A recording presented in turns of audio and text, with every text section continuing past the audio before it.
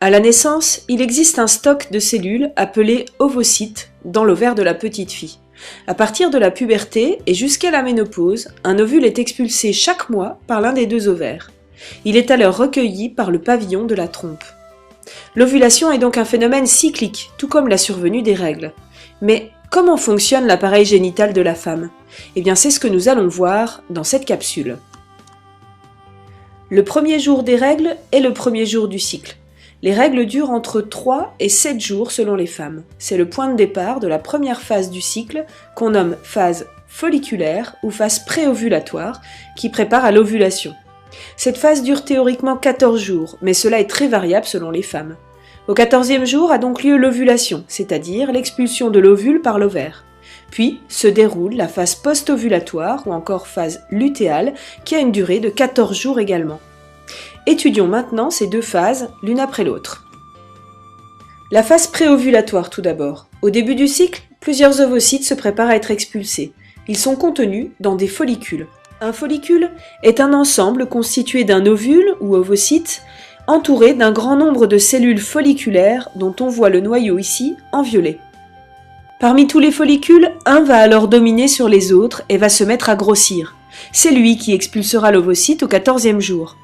Mais pourquoi le follicule grossit-il comme on le voit sur ce schéma? Ceci est dû à une hormone appelée FSH, l'hormone folliculostimulante. Celle-ci est fabriquée par l'hypophyse, qui est une petite glande située ici à la base du cerveau. Comme son nom l'indique, cette hormone va venir stimuler les follicules dans l'ovaire. Sous l'action de la FSH, les cellules folliculaires qui entourent l'ovocyte se multiplient. Ainsi, le follicule grossit. Or, les cellules folliculaires fabriquent elles-mêmes une hormone, l'œstrogène. Donc plus on avance dans le cycle, et plus le nombre de cellules folliculaires augmente, et plus le taux d'œstrogène augmente également. Ce fort taux d'œstrogène va avoir une action sur l'utérus, et tout d'abord sur la muqueuse de l'utérus ou endomètre. En effet, le fort taux d'œstrogène va permettre l'épaississement de l'endomètre, comme on le voit ici. L'œstrogène agit également sur le col de l'utérus. En effet, le col de l'utérus fabrique une substance qu'on appelle la glaire cervicale. Cette glaire cervicale est très dense et elle obstrue le col pendant tout le cycle, empêchant ainsi le passage des spermatozoïdes. Mais lorsque le taux d'œstrogène est fort, le maillage de la glaire cervicale se relâche et permet ainsi le passage des spermatozoïdes. Vous voyez donc que le follicule lui-même envoie des messages à l'utérus et au col de l'utérus pour donner des informations sur son stade de croissance.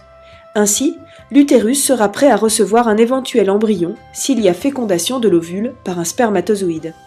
Cela va même plus loin, puisque quand le follicule est suffisamment gros, le taux d'œstrogène qu'il sécrète est fort. Or, un fort taux d'œstrogène provoque ce qu'on appelle un rétrocontrôle positif sur l'hypophyse. Ceci entraîne alors une forte libération d'une nouvelle hormone appelée la LH. Or, un fort taux de LH dans le sang entraîne la rupture du follicule et donc l'ovulation. L'ovule entre alors dans la trompe où il sera peut-être fécondé s'il y a un rapport sexuel. L'ovule peut vivre 24 heures dans les voies génitales de la femme et les spermatozoïdes entre 3 et 5 jours. Si l'ovule est fécondé, il deviendra une cellule œuf, puis un embryon qui mettra 1 semaine avant de venir s'installer dans l'utérus. Mais que se passe-t-il au cours de cette semaine? Tout d'abord, les cellules folliculaires qui sont restées dans l'ovaire vont sous l'action de l'hormone envoyée par l'hypophyse, qu'on appelle la LH, se transformer en cellules lutéales pour former un ensemble qu'on appelle le corps jaune. C'est pour cette raison que la LH est appelée hormone lutéinisante. Ces cellules lutéales du corps jaune vont alors sécréter de l'œstradiol et une nouvelle hormone, de la progestérone.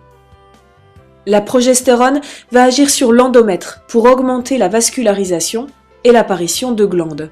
Tout ceci permettra de bien nourrir l'embryon qui viendra peut-être se fixer 1 semaine après la fécondation, donc vers le 21e jour du cycle. S'il y a fécondation, l'embryon s'implante donc et produit une nouvelle hormone qu'on appelle l'HCG. Cette hormone permet le maintien du corps jaune. Celui-ci continue alors à produire de la progestérone et de l'œstradiol, ce qui permet de maintenir l'endomètre et donc l'embryon.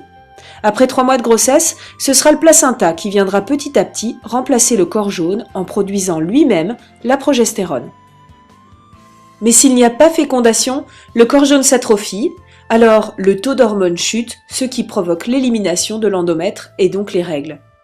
Ce faible taux d'hormones entraîne alors la sécrétion de FSH par l'hypophyse et un nouveau cycle peut alors débuter. Reprenons les différentes étapes en les suivant sur des graphiques qui représentent l'évolution du taux des hormones sécrétées par l'hypophyse et l'évolution du taux des hormones sécrétées par les ovaires au cours du cycle.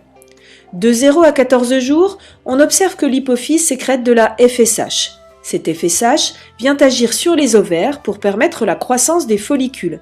Les cellules folliculaires vont alors se multiplier et fabriquer de plus en plus d'œstrogènes. L'œstrogène permet alors la croissance de l'endomètre au niveau de l'utérus. Puis vous voyez que juste avant l'ovulation du 14e jour, on a un très fort taux d'œstrogène. Ce fort taux d'œstrogène va entraîner par rétrocontrôle positif sur l'hypophyse un pic de LH. Ce pic de LH déclenche alors l'ovulation au 14e jour du cycle. La LH permet également la transformation des cellules folliculaires en cellules lutéales pour former le corps jaune, et ces cellules lutéales sécrètent deux hormones, œstrogène et progestérone. La progestérone permet alors la densification de l'endomètre, nécessaire à l'accueil d'un éventuel embryon. Ensuite, s'il n'y a pas fécondation, le corps jaune disparaît, les hormones ne sont alors plus sécrétées, et la chute des hormones entraîne le non-maintien de l'endomètre et donc l'apparition des règles. Par contre, s'il y a fécondation, l'embryon produit une nouvelle hormone, l'HCG, qui permet de maintenir le corps jaune, donc de maintenir la sécrétion des hormones, et donc de maintenir l'endomètre.